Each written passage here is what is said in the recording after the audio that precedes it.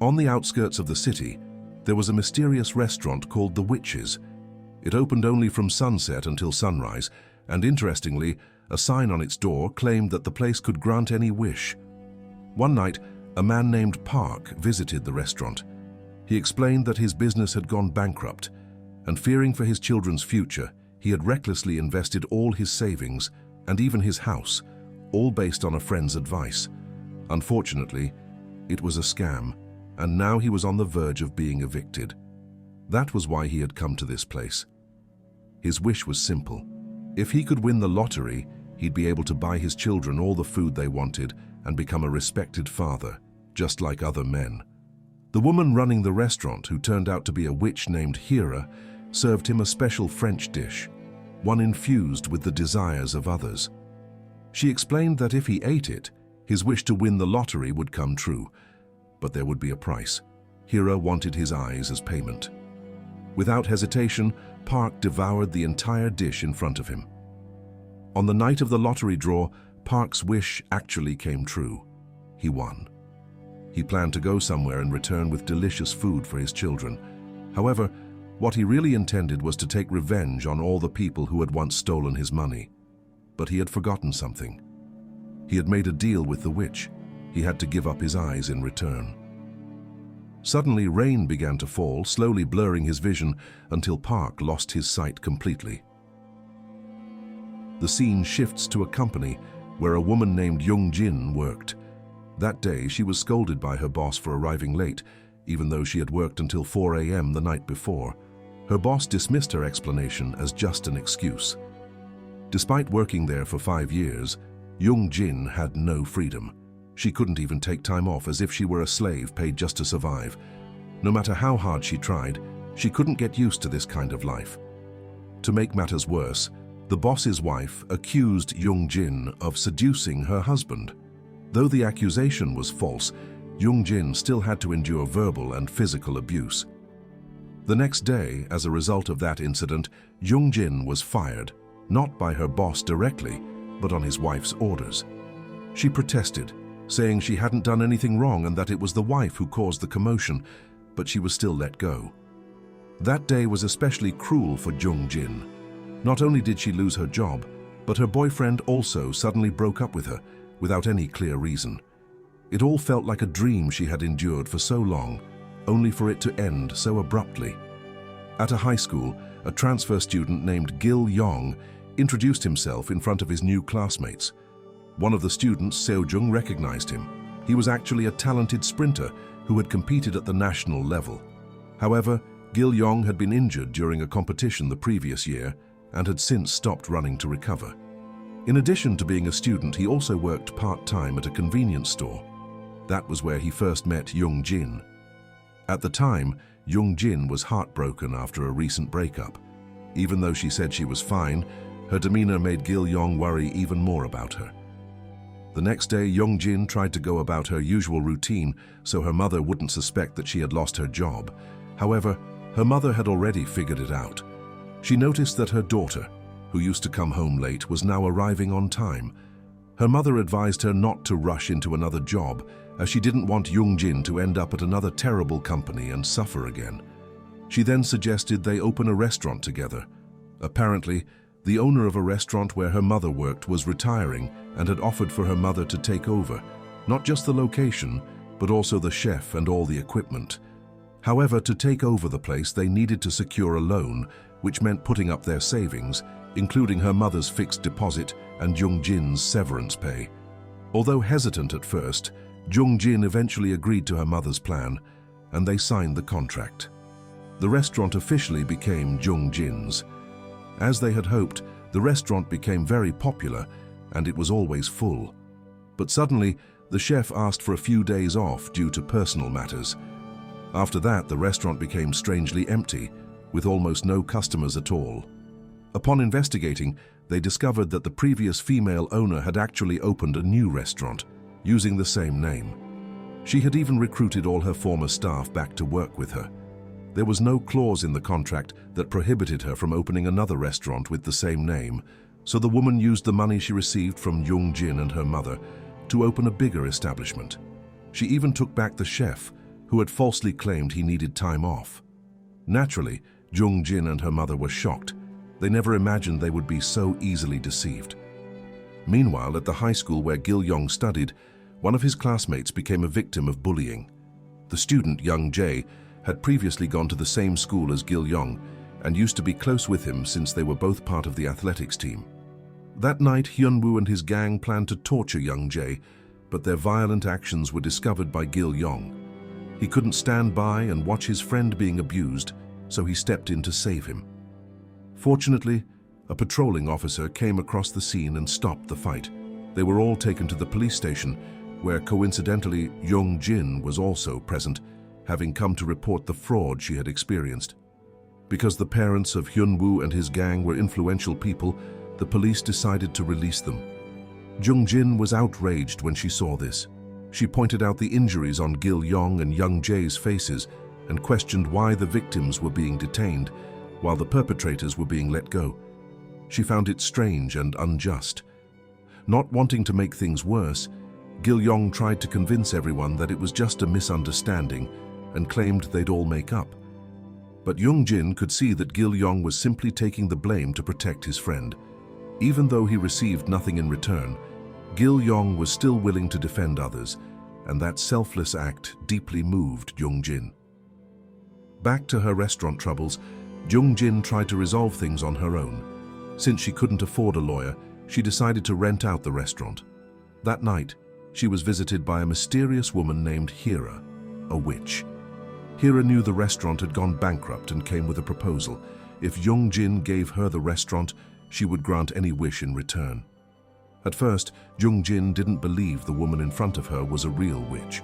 To prove it, Hira instantly demonstrated her magic, making it seem like they were teleporting to different places, though in reality, she was simply manipulating Young Jin's perception. Hira offered to cook a magical dish that would grant even a simple wish. All Young Jin had to do was eat it and focus on her desire. Hira encouraged her to speak out all the pain she had bottled up for so long. Feeling she had no other option, Young Jin accepted the offer and admitted that she wanted revenge on the woman who had scammed her. Magically, a contract appeared on a piece of paper bearing Young Jin's name. From her bag, Hira pulled out various cooking tools, ingredients, and special potions. "Eat this steak and your wish will come true," she said. Words carry power and so do thoughts, so Young Jin had to chew the food while thinking about the person she wanted revenge on. Once the meal was finished, there would be no turning back. After just one bite, Young Jin became more and more eager to devour the entire dish. At the same time, rats began to swarm and attack the restaurant owned by the fraudulent woman. She was instantly struck by a curse that took her life on the spot. The next morning when she woke up, Young Jin felt as though everything that happened the day before was just a dream, but it was all real. She finally came to terms with it after seeing that the woman who had scammed her had truly died from a heart attack. It would be hypocritical for Young Jin to think that the incident wasn't partly her fault. Since her wish for revenge had come true, she now had to carry that burden alone. Meanwhile, Gil Yong was informed by the doctor that he would not be able to do any physical activity for the next 4 weeks. The fight from the previous day had aggravated his knee injury, the same one he had surgery on last year, meaning he would have to miss the upcoming competition. If he couldn't get into university as an athlete, it would be like destroying not just his own hopes, but also those of his parents.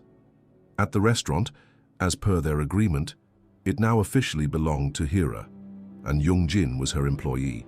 There were rules Young Jin had to follow while working there. She was not allowed to disobey, and she could not eat any of the food, even leftovers. With the help of her assistant, Mr. Oh, Hira ordered a full renovation of the restaurant's interior to match her own vision. During this time, Gil Yong was the first person to stumble upon the witch's restaurant. Feeling hungry and curious, he went inside, and once again met Young Jin there. If coincidences keep happening, they're often seen as fate. For anyone who enters the restaurant, they become a customer. The rules are, take their orders and grant their wishes, but of course, there's always a price to pay. Unknown to both of them, Hira had targeted Young Jin and Gil Yong from the beginning, wanting them to come together at the restaurant for a specific purpose. Jung Jin tried to warn Gil Yong to be careful with his wishes.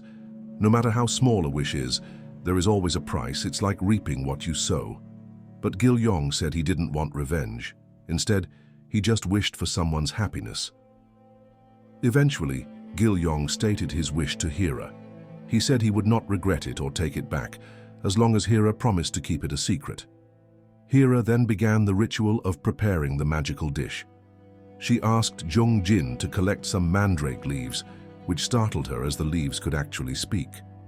Among the ingredients and potions, one particularly caught her attention, but Hira immediately warned her to stay away from it, saying that some of the potions were extremely dangerous, and if released they could steal someone's soul. Wishes may prevent sadness, but that alone isn't enough to give everyone a happy ending. That's why witches like Hira are needed, to exchange wishes for something in return, a fair trade. Without hesitation, Gil Yong ate the dish that had been prepared for him, but Jung Jin had no idea what wish or sacrifice he had made. That night, Jung Jin was visited by the spirit of the woman whose death had been caused by her desire for revenge. However, it was all just a nightmare, one that startled her awake. Surprisingly, starting that day, Gil Yong also began working part-time at the witch's restaurant, and once again, Hira kept the reason for it a secret. In truth, Gil Yong's wish was simple. He wanted to stay close to Jung Jin for a long time. He had come to realize that revenge wouldn't change his life for the better. Curious, Hira asked why he had made such a request. Gil Yong explained that when he first met Jung Jin, he saw how sad and burdened she was. Despite her struggles, she still made an effort to cheer him up. That moment moved him, and ever since he just wanted to see her smile, for as long as possible. After hearing that, Hira told him that in return, he would have to devote himself to working at her restaurant. Another strange event occurred when Jung Jin discovered she could read the names written on the potion bottles, something that surprised Hira, because only descendants of witches should be able to see them. Soon after, a mysterious man entered the restaurant and suddenly pulled a knife on Jung Jin, demanding money and all the food they had. But when he touched her, Jung Jin had a vision of his memories. Hearing the commotion, Hira rushed over, but the man fainted in shock after hearing the mandrake plant speak to him. When he woke up, he apologized. The man, named Yunki, said he hadn't eaten in days and was desperate. His mother needed surgery, and he was out of options. Despite being a university graduate who had applied to many jobs, even ones beneath his qualifications, no company had hired him. He could no longer support himself. Knowing this was a witch's restaurant that could grant wishes, Yunki made his request, to work at a good company and have a clear purpose in life. Hira agreed to help him. She served him a chicken soup that would make his wish come true, but, as always, there was a price. He would have to give up 2 of his fingers in exchange. After thinking about his desperate situation and his mother's condition, Yunki agreed and began eating the meal eagerly.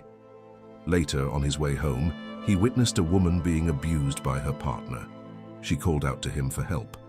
Yunki stepped in to protect her and lost 2 fingers in the process. From this, it became clear. Hira had her own way of collecting payment, not always immediately, but always inevitably. The next day, the incident involving the attack made the news. Yunki had lost his fingers to save a woman. The police called him a brave citizen and decided to reward him. Not only did he receive a reward, but it turned out that the woman he saved was the daughter of a wealthy businessman. The woman fell in love with Yunki, her savior, and thus Yunki's wish finally came true. That night, Jung Jin dreamed again. In her dream, she saw herself as a small child, running alone through the forest, eventually falling down, until a woman dressed in black appeared and helped her. The dream startled Jung Jin awake. Curious about her past, Jung Jin asked her mother if something had happened when she was around 5 or 6 years old. She explained that in her dream, she was holding hands with a woman in black, and it felt too real to ignore. Her mother simply replied that Jung Jin had once gotten lost as a child, and someone had brought her home. But behind those words, her mother was clearly hiding a secret. The next day, while cleaning the kitchen, Jung Jin noticed some leftover food and was tempted to eat it, forgetting the strict rule. Never eat anything made by Hira without permission, not even leftovers, because it could act as a poison with no cure. Later, while walking through a mall, Young Jin happened to be in the same elevator as a famous writer named Tom Kim. A sudden jolt in the elevator made them briefly touch, and Young Jin had a vision that she would meet him again. While in the elevator, Kim borrowed her phone to locate his own, and as he left, he accidentally dropped his pen, which Young Jin picked up. This gave Kim an excuse to ask her to meet again to return the pen, which he claimed held sentimental value. To Kim, it felt like destiny that Young Jin had found his pen. He told her that when people are meant to meet, there's no need for promises. They'll meet again naturally. Because of her frequent visions of the future and strange dreams, Young Jin became anxious and directly asked Hira, was it possible for her to become a witch? Hira replied that she couldn't make someone a witch. The choice had to be made by the person themselves. It was entirely up to Young Jin to decide whether or not she wanted to walk that path. Meanwhile, Young Jin and Tom Kim grew closer. Young Jin no longer felt shy sharing her feelings with him, taking him to meaningful places from her past. When Kim fell ill, Young Jin even took care of him. But Gil Yong noticed their closeness and became jealous. He believed Young Jin deserved someone better. He could clearly see that she was still hurting deep down, but he felt helpless, unable to do anything for her. What Gil Yong sensed turned out to be true. Young Jin's relationship with Kim slowly began to fade. Kim kept making excuses whenever Young Jin tried to meet him, as if he were trying to avoid her. 1 month later, by chance, Young Jin saw Kim with his wife and child. Her heart was completely shattered seeing the man she had loved all this time had lied to her. She felt ashamed before Gil Yong, who had once warned her. How could she have been so foolish not to realize that all of Kim's excuses were just full of lies? Gil Yong tried to comfort her, because all he ever wanted was for Young Jin to be happy. He said that people often fall for lies for one simple reason: trust, the belief that someone would never deceive them. It was that trust that made Young Jin treat Kim sincerely, and in the end, she was the one left hurt. Meanwhile, at the hospital, her mother was taking care of Young Jin's father, who was gravely ill. She was shocked when Hira appeared, approaching her. It turned out they had known each other for a very long time, and Hira came with a message. Young Jin had been cursed. Hearing this, her mother begged Hira to transfer the curse to herself, but Hira explained that the curse could not be moved or undone. Later, when Young Jin got home, Kim suddenly barged into her house. Naturally, Young Jin immediately kicked him out. There was nothing left to discuss. Even though his secret had been exposed, Kim still tried to make excuses, claiming the baby he was holding was his friend's, and he had just been pretending to be the father. Because Young Jin refused to believe him and insisted he leave, Kim became aggressive. Even though he said he loved her, he didn't hesitate to grab her by the throat, leaving Young Jin helpless in fear. Luckily, Gil Yong arrived just in time to save her, warning Kim never to touch her again. After the incident, Young Jin realized that perhaps everything that happened was the result of her own mistake. She confided in Mr. O, telling him that she had eaten the leftover chocolate in the kitchen, even though Hira had strictly forbidden it. She suspected her misfortunes were a side effect of that food, which was a poison with no cure. But Mr. O urged her to think more deeply. What was the one issue she had been avoiding all her life? It turned out all this time she had been turning her back on her father. To seek clarity, Young Jin decided to confront her mother. In front of her, Young Jin shared that her memories were slowly returning. She remembered that she was not her mother's biological daughter, and her mother had kept that a secret to protect her from guilt. No matter what others said, her mother still saw Young Jin as her one and only daughter. For that, Young Jin expressed her deep gratitude. Her mother had raised her with love as if she were her own, and Young Jin was only angry that her father had hurt the woman who raised her. Hearing this, her mother tried to help her understand. In life, everyone gets hurt, but there's no wound that won't heal. She said she had still lived a happy life thanks to Young Jin's presence, and that no one could ever replace her. After a long time, Young Jin finally agreed to meet her father. Her father admitted that he had lived his life the wrong way. and he understood that this was the reason why Jung-jin resented him. Even though she had no obligation to forgive, he sincerely asked for forgiveness and handed her a letter. Now Jung-jin knew it was time to face the truth. It turned out that the woman who had offered her candy when she was a child was Hira. She was also the woman in black who had reached out her hand and guided Jung-jin home. Everything was finally revealed. Hira was her biological mother, who had been quietly watching over her all along. Long ago, Hira had fallen in love with a man who loved her back. They were happy together, and the man had even promised to stay with her forever. But all those words were just empty promises. The man was, in fact, already married, and Hira, heartbroken, wanted revenge. With the help of her own mother, a witch. She wished for the man's child to suffer and be hurt, just as she had. And as with every wish, there is a price, so Hira had to become a witch. That vengeful wish came with a curse. Her body caught fire, and the burns would never heal. Not long after, Hira realized she was pregnant, with that man's child. She begged her mother to lift the curse, but it was all in vain. Once a wish is made, it cannot be taken back. Her mother advised her to give the child to someone else, because if the child stayed with her, they would only suffer even more. So, Hira chose to entrust her child to the wife of the man she had once loved. If she couldn't undo the curse, at least she could try to fix her mistake. Even now, Hira never regretted giving birth to Jung-jin, because the moment Jung-jin was born, it felt like magic. But unlike before, the witch's blood within Jung-jin had now awakened. If she made one more wish, she would officially become a witch. This second wish, however, was different from her first.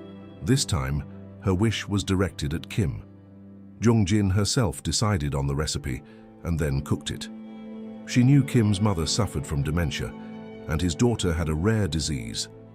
So, for his family, she made a strawberry cream cake and a glass of coffee, a dish designed to awaken guilt. This was the form of revenge Jung-jin chose. After Jung-jin ate the dish, the effects began to take hold. But unlike what happened to Hira, the witch's energy surrounding Jung-jin didn't burn her. Instead, it radiated a calming aura.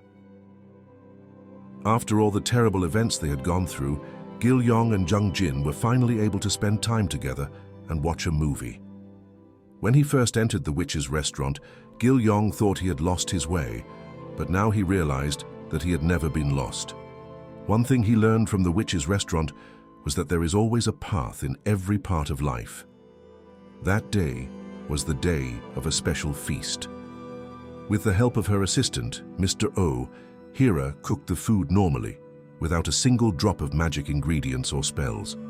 Her guest that day was Jung-jin's mother, and everyone was free to enjoy the meal without making a wish or offering anything in return. Hira thanked the woman who had raised her daughter. Thanks to her, Hira had been able to keep going. The woman had always wanted a child, but was unable to conceive. On the first day, she held Jung-jin in her arms. The tight grip of Jung-jin's little fingers made her realize it didn't matter who gave birth to her or raised her. She was still their beautiful and precious daughter. For her, meeting Jung-jin was a miracle. As for the curse that Jung-jin had supposedly placed on Kim, it turned out that it wasn't a curse of revenge, but a prayer. The ox heart she used was to help him regain his conscience, and the strawberry cream cake was to pray for the happiness of his family. Every time Kim did something that made him feel guilty, he would be tormented by intense pain, a kind of hell he'd experience. That was why, at the time, Jung-jin's body radiated an aura of peace. The next day, Hira decided to leave the witch's restaurant, now that Jung-jin could take over as the new witch. She was curious what kind of witch Jung-jin would become, but Jung-jin wouldn't be alone, because Gil-yong had now become her assistant. At that moment, they welcomed a guest who desperately wanted to become a great writer and finish her new novel. As usual, Jung-jin prepared a dish that would grant her wish. As for the price, Jung-jin asked for the woman's wrist.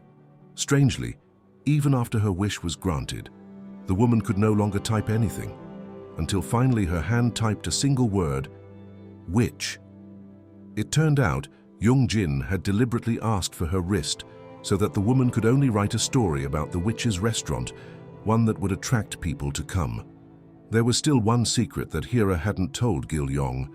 Before his mother died, she had come to Hira to make a wish. Knowing that her life wouldn't last much longer, her only hope was for her son to live with strength and happiness. That was her deepest wish. As a mother, she didn't wish for herself, because her child's happiness was her own. Hira promised to grant the wish, but the price Gil Yong would have to pay would be complicated, because without hardship, no one can truly recognize the happiness they're living. And that's it for the story series of this film. Thank you for watching. Don't forget to support this channel by subscribe, like and share. See you in the next video. Goodbye.